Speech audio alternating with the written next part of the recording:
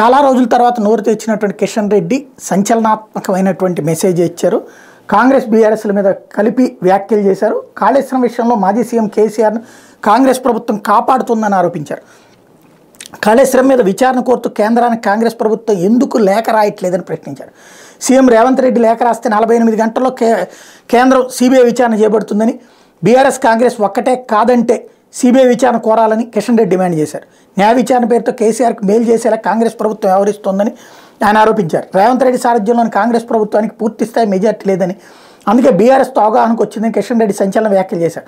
కాంగ్రెస్ ప్రభుత్వం తుమ్మితో ఊడిపోతుందని, ఎంఐఎం మధ్యవర్తిత్వంతో మాజీ సీఎం ప్రస్తుత సీఎంల మధ్య అవగాహన కుదిరిందని వ్యాఖ్యానించారు. కేసీఆర్ అవినీతి కుటుంబ పాలన వల్లే బీఆర్ఎస్ ఓడిపోయిందని, అంతే తప్ప కాంగ్రెస్ మీద ప్రేమతో ప్రజల అధికారం ఇవ్వలేదని కిషన్ రెడ్డి గుర్తు చేశారు. కాళేశ్వరం ప్రాజెక్టు కోసం ఖర్చు చేసిన 1,00,000 కోట్ల పరిస్థితి ఏంటి? ప్రజాధనాన్ని గోదాట్లో కలిపారని ఆయన దుయ్యబట్టారు. ప్రతిపక్షంలో ఉండగా కాంగ్రెస్ పార్టీ పలుమార్లు కేసీఆర్ని అవినీతికి పాల్పడ్డారని ప్రస్తావించిందని గుర్తు చేశారు. కాంగ్రెస్ అధికారంలోకి వస్తే బీఆర్ఎస్ ప్రభుత్వంలో జరిగిన కుంభకోణాలు, ప్రాజెక్టులో స్కామ్ల మీద దర్యాప్తు చేపడతామని రేవంత్ రెడ్డి అన్నారు అని గుర్తు చేస్తూ కేసీఆర్ని చీఫ్ ఇంజనీర్గా కీర్తించుకున్నారు. ఆయన గట్టిన కాళేశ్వరం ప్రాజెక్టు భవిష్యత్తుకి అంధకారంగా మారింది. కాళేశ్వరం ప్రాజెక్టుకి లైఫ్ లైన్గా ఉన్న మేడిగడ్డ బ్యారేజీ పిల్లర్లు కుంగిన ఘటన మీద వెంటనే కేంద్ర జలశక్తి శాఖ మంత్రికి లేఖ రాశామంటూ కిషన్ రెడ్డి గుర్తు చేశారు. తమ వైఫల్యాన్ని కప్పిపుచ్చుకునేందుకే ప్రాజెక్టుల వివరాలను బీఆర్ఎస్ సర్కార్ గోప్యంగా ఉంచిందని ఆరోపించారు.